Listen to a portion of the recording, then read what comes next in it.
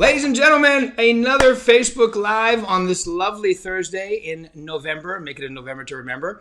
And you'll definitely remember today because from the St. Rose office, we have Mr. Alberto Saab. Welcome to the show. Happy Veterans Day, everybody. Hey, so how's it going, man? It's pretty crazy this year, isn't it? I know you're ripping it up. So tell us, before we go there, though, tell me a little about yourself, how long you've been in the business, and all that good stuff. Okay, so Rachel and I, my wife and I, started buying real estate back in 2000. And then we decided to become realtors in 2004 or 5. And of course, that was back in the days when, you just took a pulse and you're like, oh, okay, you can buy a house or, that kind of thing. So It was easy peasy and we were kicking ass. And I had read Millionaire Real Estate Agent by Keller. So I knew that being on the listing side was very important, right? So right away I knew that, and that was a great run. Of course, we had the fantastic 2008, so that was challenging. But we saw the signs on some level. We knew, okay, this can't support itself. If you're renting a property for 2,000 and your mortgage is 2,500, that doesn't make any sense. So we started preparing for that. We started interviewing with or putting our application out to different banks. That was the saving grace for us in 2009, 10, 11, and 12. His internet is something going on. His internet's going out.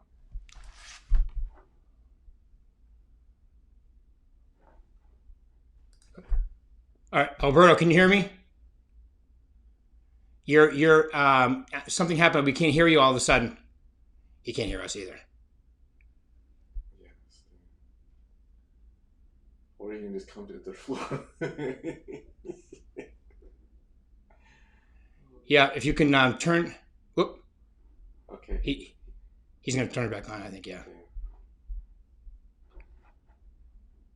It says it's muted. It says you're muted, dude. You somehow muted yourself.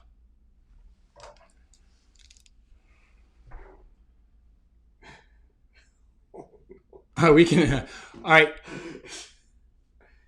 Maybe if you dial back in, I'll keep him busy while you dial back in. But you have somehow muted yourself. Anyway, so yeah, just to continue on that, the 2008 craziness in Las Vegas, where people own second and third homes, and if you've never seen the movie The Big Short, do yourself a favor. The great thing about this market is that it's totally different, meaning that it's really sustainable because of what Alberto said up front. If you could fog a mirror and, you had a pulse, you could get a loan back then, second, third, fourth property.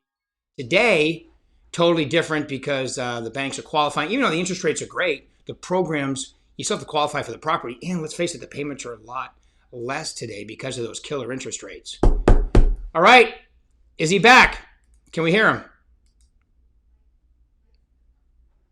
It looks like, let's see. There we go.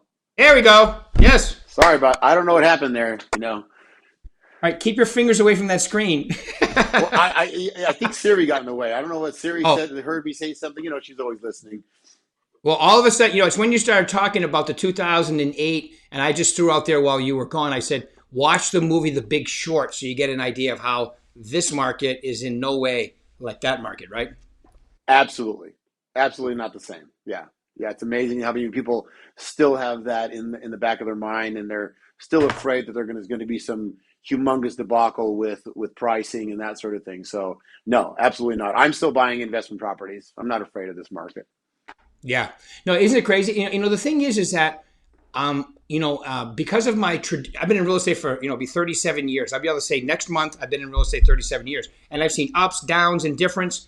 But this is the one time where I'm saying to myself, I don't know if we're going to have a crazy down because of how healthy the lending institution has been during this uptick and the interest rates. It's very possible this market could just level off without a major adjustment, right?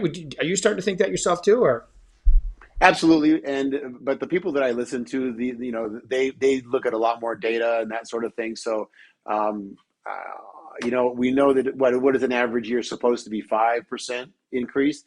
They're saying that they think that the next 2022 could be another double digit increase in values. So listen, if it's not double digit, I'm fine with that. It doesn't matter to me. To me, it's more of a, do you need to sell? Do you want to sell? Is it because the people that come to me, they go, hey, but the market's so high, I want to sell, and maybe I'm going to go rent. I stop them in their tracks, and I'm like, you're talking to the wrong guy. I don't want to be your realtor for that purpose. That's not doesn't make sense. You know, Right. um, and for those that are scared of buying because the market has gone, I understand. Yeah, the price of milk was $1 yesterday, and the price of milk today is $2. So you're afraid to buy the milk, but you still need the milk. So just go buy the damn milk and get it over with. It's Yeah, I know inflation is a little crazy right now, but you're right. You still need the milk, and it's not like you're not going to buy it. And and with the interest rates today, though, it's making it a lot. It makes it a lot more palatable, I think, too. And your payment, like you mentioned before, renting for 2,000, getting and your payment's 2,500. You can't make up for losses with volume, and that's what people are trying to right. do. All Yeah, right. yeah.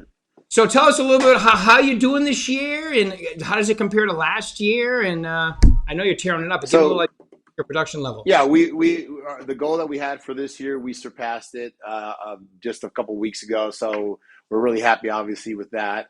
And we're looking at next year. That's what that's our next focus. I'm actually focused on 2023 right now. That's my real focus. So I have a goal of $1 million in personal income on average by the middle of by June of 2023. That's my goal.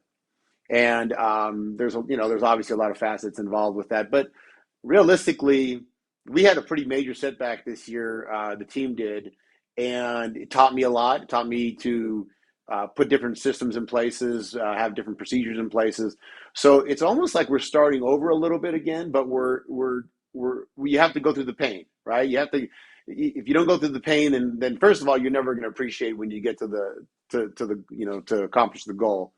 So we're just kind of rebuilding, and we have some plans on how we want to do that, and what we want to do. We want this business to be turnkey. We want this business to be its own entity. Right now, the business is myself mainly, and then Rachel, and then of course we have some teammates. But it's let's face it, 80% of it is my efforts, and realistically, what the team should be the Saab squad. It shouldn't be Alberto Saab. It shouldn't be Rachel. It shouldn't be those things. Does that make sense? I know it does.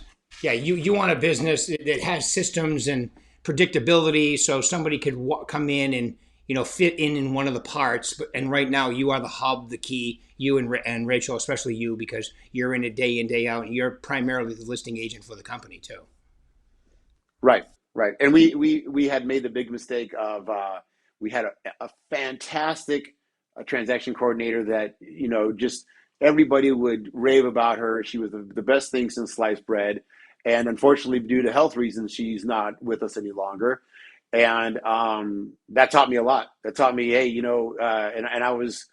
I had gotten so accustomed to her taking care of everything that I didn't realize that if she walked away for any reason, what would that how would that leave the business? And it left us in a pretty bad spot where we have to basically rebuild the systems.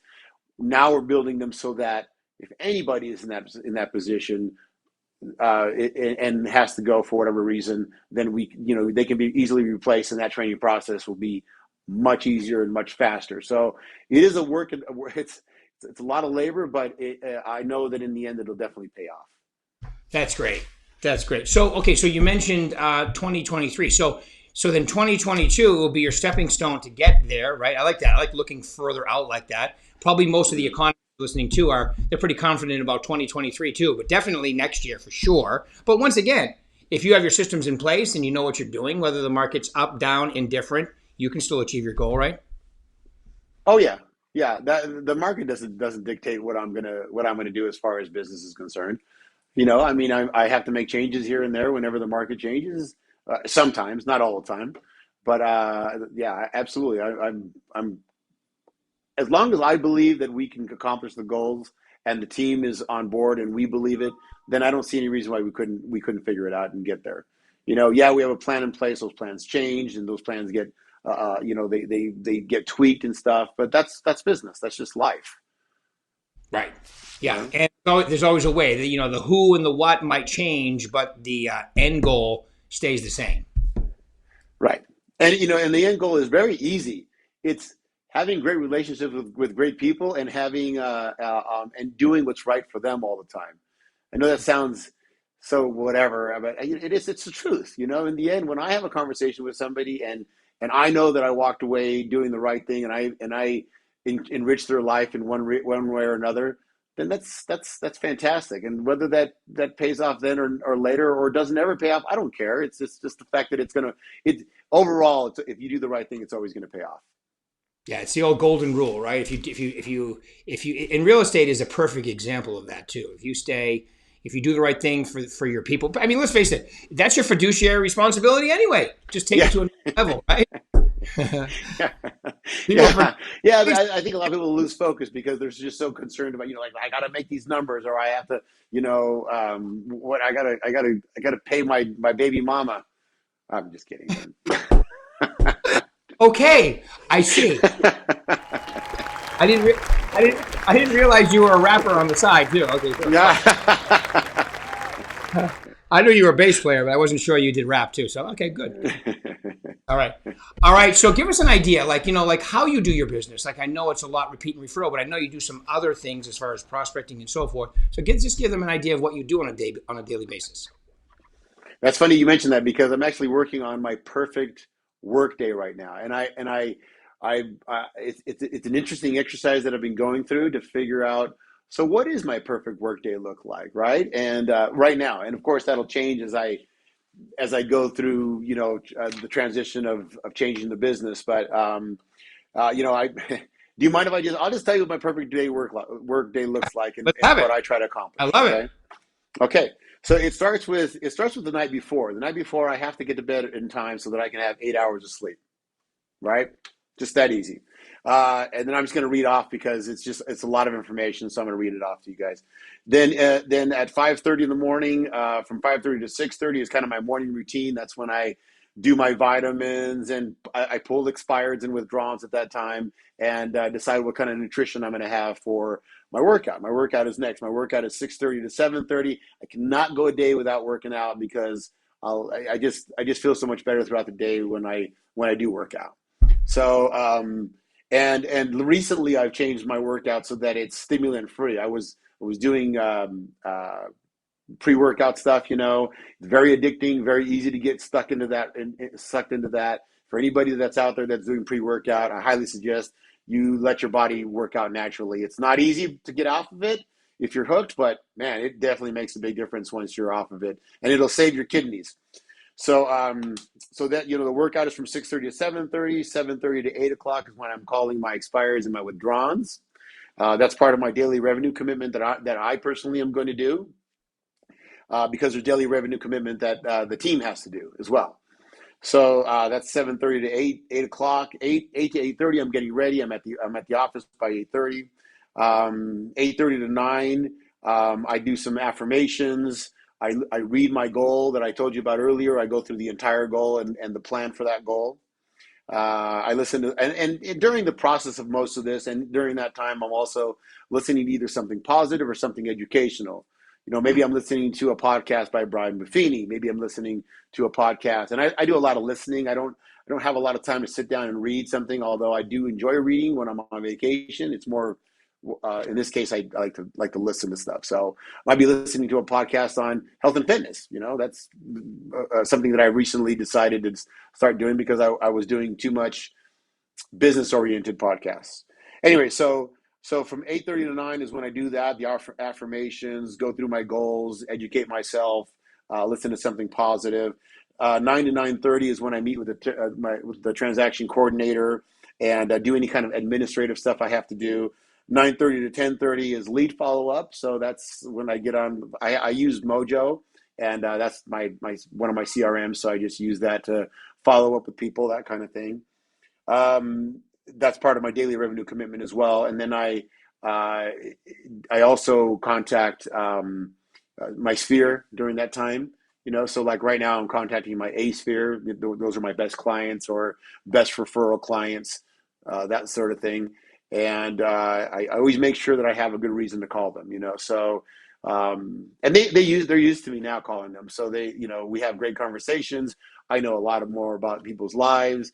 A lot of times I'm able to actually give them something of value. Like for example, I had one the other day where the lady said, "Hey, do you know anybody that puts up Christmas lights?" And I happen to know somebody, right? So I'm a good connector. I do a lot of connecting from one person to another, so that keeps people knowing that, hey, if I have something that I need, I could always maybe call Alberto, and he might have the answer to that or have some referral. Anyway, so sorry, I'm getting winded. Sorry about that. Good. So Good. that's 9:30 to 10:30 is that. 10:30 to 11:30, I am now starting to do team development. That means that I'm going to contact the team members. It may not be all of them, maybe just one or two that day, and discuss where they're at with things, what challenges are they having, are they on track to make their goals, those sorts of things. So that's something that I've been lacking for a while, and it needs to get a lot better because obviously if we're going to grow the team, then this is very important. So that's 10:30 to 11:30, 11:30 to 12. I'm going through systems and overlooking procedures. I'm not actively doing those. That's for the transaction coordinator to do. So I'm giving her direction on where and overlooking where she's at with procedures and systems. From 12 to 12:30, I actually do follow up again because a lot of those expireds and withdrawals, they won't answer in the morning, but they might answer at lunchtime. So 12 to 12:30 is that. 12:30 to 2 p.m. is having lunch with somebody, whether it's a client, a friend, sometimes a stranger. Sometimes I just meet somebody at the gym, let's say, for example. I have respect for them for one reason or another. I had a lunch with a guy that he was 70 something years old. He looked like he was 50 and he was in fantastic shape. We got to talking. I took him to lunch and I found out so much stuff about this guy that was so impressive that you would never know just by seeing somebody in the gym. So I love lunches, man. Lunches are just fantastic ways you're breaking bread with somebody. It's always a good time. Yeah. I should Yeah. unless you're on a blind date, then maybe it's not such a good time, but whatever. After lunch, the plan is to meditate, anywhere from 15 to 30 minutes. Typically, that's when I'm sleepy because I just had lunch. So meditation is perfect for that time frame. Right. Don't fall asleep. Yeah. 2:30 to 3 is overlooking marketing and social media. So my son has joined our team and he's in charge of social media and marketing, and he's now just getting that ball rolling better again. So that's overlooking that. I said nice, yeah. Yeah. And then from 3 to 5 is a lot of stuff. It could be listing presentations. If I'm going on listing presentations, sometimes I have personal errands to run. Maybe I'm going to make additional calls, to meet my daily revenue commitment, that sort of thing. 5 to 5:30 is I prep for the next day and I reflect on the day that I just had. What went well, what went wrong, that kind of thing. And then I'm supposed to eat dinner at 5:30 to 6:30, which I know. Thank God I have a fantastic wife that cooks so damn good that's one of those things that I have to make it on time because I hate eating without her, and B, nothing like somebody cooking some fantastic food and then you get there and it's cold. And then so she. Yeah. Yeah, exactly. Yeah. 6:30 to 7 is little play bass time. If I've got time to play bass, I play the bass. Again, these are things I'm working on all these things. So I'm not, this is my new schedule.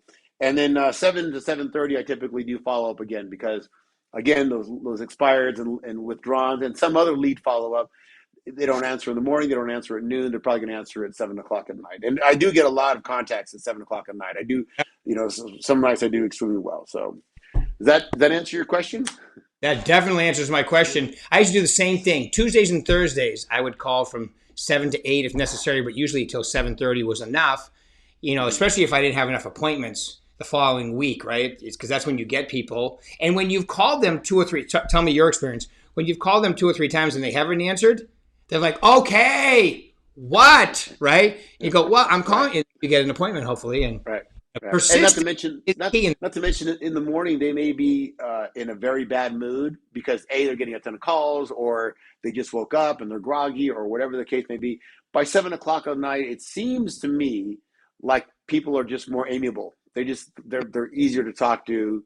They're not in a rush at 7 because they've probably already eaten dinner. If they go to the gym, they've already gone to the gym. Whatever the case may be, they're just not in that state where they're trying to start their day.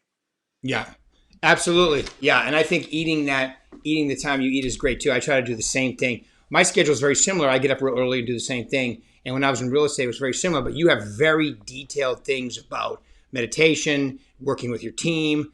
All of that's incredibly awesome. And, it'll take a while to perfect a schedule that detailed, of course, but it's worth the trip, right?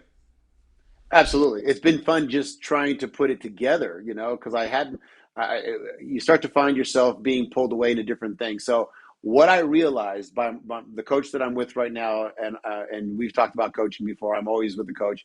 What I realized with my coach is that he's like, okay, so who's going to keep you accountable to the schedule?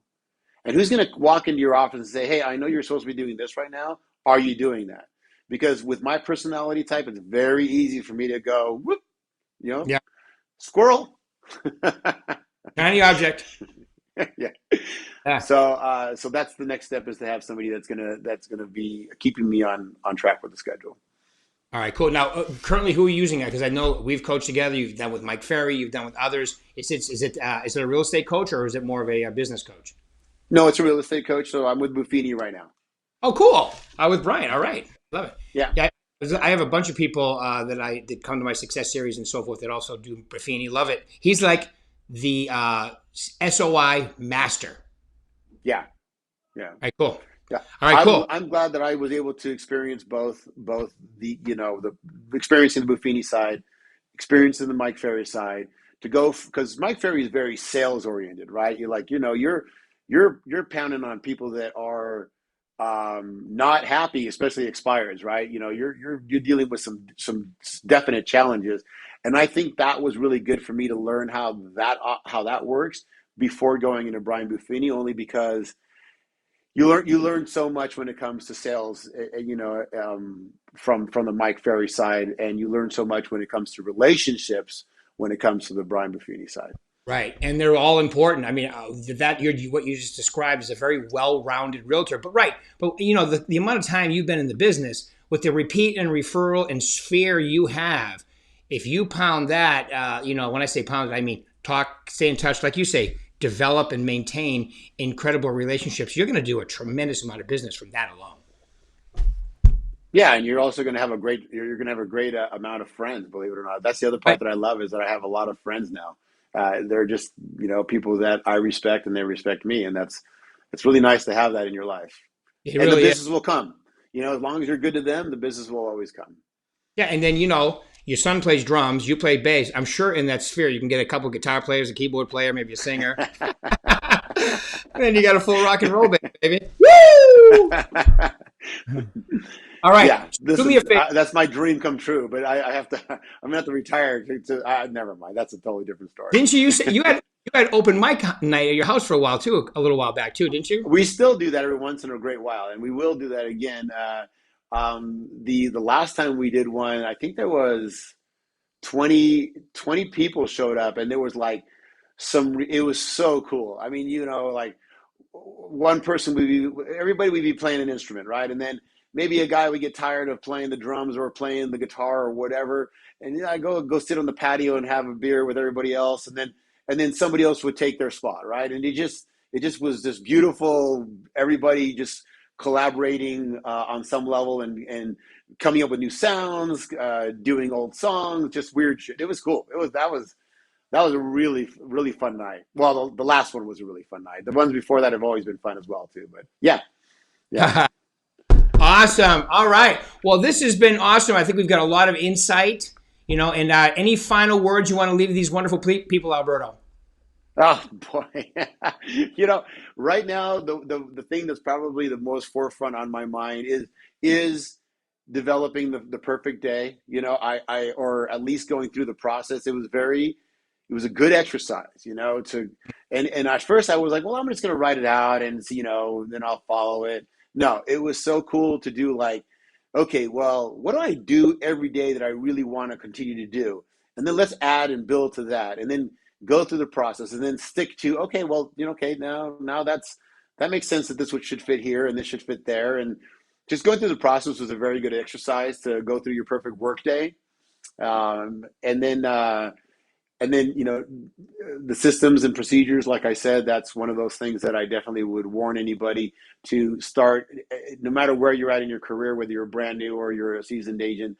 Just make sure those things are being refined and being built, so that you don't have to deal with. I was by somebody's office the other day, and they had about 20 paper folders sitting on the transaction coordinator's desk. And I talked to her, and I realized that if she walked away, nobody would know how the hell any of that stuff worked. And could you just imagine what that does to a business, to have your backbone gone, or to break that backbone of the business? So that I caution people on that. And I guess the last thing is just think big. Yeah. Think big, and we're in an incredible time to be in real estate. Incredible, I think, an incredible place too. Vegas. We also are in Arizona, California. Great markets, great places to be. Incredible economy. Even with the inflation and things going on, I still see this market continuing to be great. And real estate, well, hey, it's the best job on the planet. Let's face it. More people have gotten rich off of real estate than I think anything else. So right. I think real estate is always a good place to be. That's just my opinion. People go, how's the market? I go, it doesn't matter what the market's doing. It's what we're doing to make sure that we're successful in this market. That's the key right there. It's what you're doing on a daily basis. All right, my man. Well, thank you very much for taking your time out. This was completely awesome. I'm sure people got a lot out of it. Thank you, Alberto. Look forward to seeing you shortly. Thank you, Rick. Thank you so much, bud. I appreciate it. Good seeing you, man. Same here, buddy. Thank you.